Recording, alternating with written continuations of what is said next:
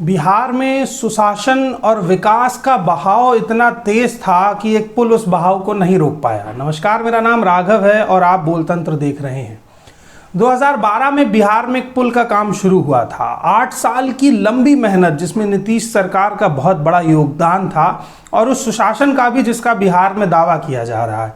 उसके बाद ये पुल 2020 15 जून तक बन के तैयार होता है और इसका उद्घाटन करने खुद मुख्यमंत्री नीतीश कुमार आते हैं। उद्घाटन से ठीक 29 दिन 6 घंटा और 32 मिनट के बाद ये पुल विकास के उफान को झेल नहीं पाता है। असल में विकास का बहाव बिहार में इतना तेज है कि ये पुल बह जाता है और उसके साथ बह जाते हैं विकास की चपेट में 3 और लोग। पुल 29 दिन चल गया, ये भी बहुत बड़ी बात थी। असल में इस पुल को तभी बह जाना चाहिए था जब नीतीश कुमार इसका उद्घाटन कर रहे थे, ताकि अपने विकास के बहाव को नीतीश कुमार खुद महसूस कर पाते। खबर ये इसलिए भी बड़ी है क्योंकि इससे 3 दिन पहले बिहार के विकास की बाढ़ में एक स्कूल भी बह गया था।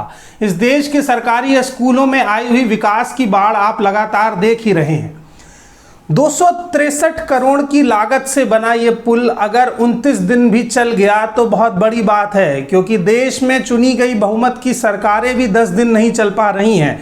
ऐसे में बिहार में विकास की स्थिति इतनी अच्छी है कि एक पुल 30 दिन तो चल जाता है।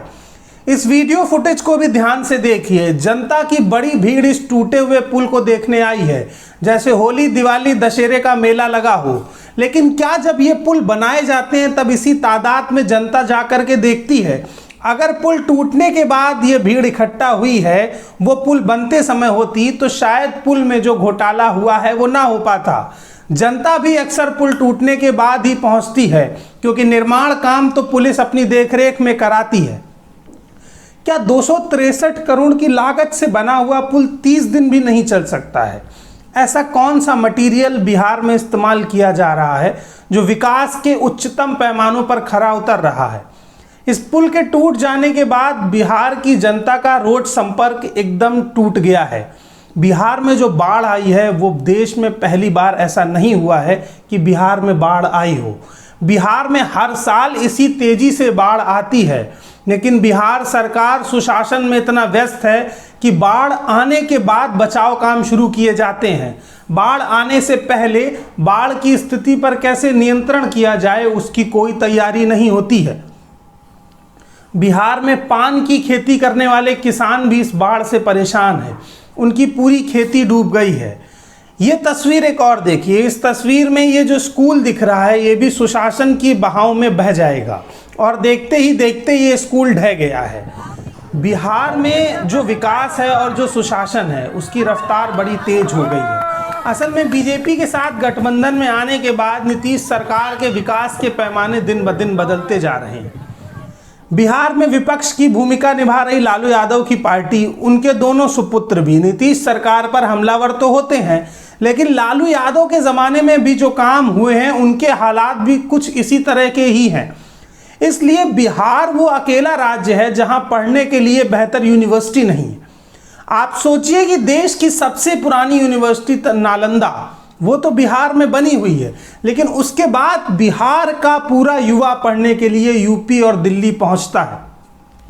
एक स्टेट के भीतर अच्छी यूनिवर्सिटीज़ का ना होना, बेहतर अस्पतालों का ना होना इस बात का दावा करता है कि वहाँ की सरकार कितना कमज़ोर साबित हुई है। बिहार में विकास ओवरफ्लो हो गया है, इतना ज़्यादा हो गया है कि पुल तोड़ते हुए बहा जा रहा है और दूसरे राज्यों में पहुंच रहा है। अच्छी स्थिति ये है कि बहता हुआ विकास अगर यूपी आ जाए तो यूपी में भी कोई बेहतर सुविधा नहीं है कि बिहार के विकास के बहाव को रोका जाए।